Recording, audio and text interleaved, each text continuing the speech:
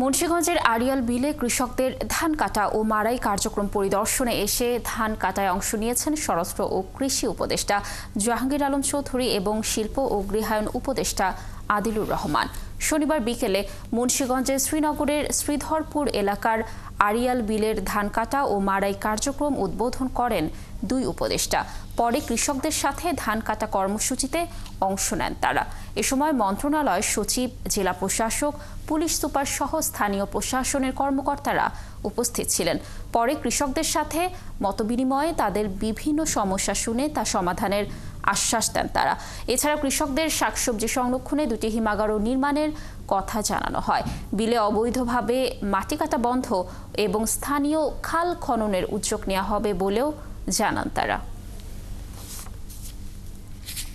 আমরা এখানে আপনাকে ছোট ছোট দুইটা কোল্ড স্টোর করে দিব, যেন ওই সবজি এবং রাখেন এখানে আছে। এটা 5 টনের দুইটা এই বছরের ভিতরে করে দেবো।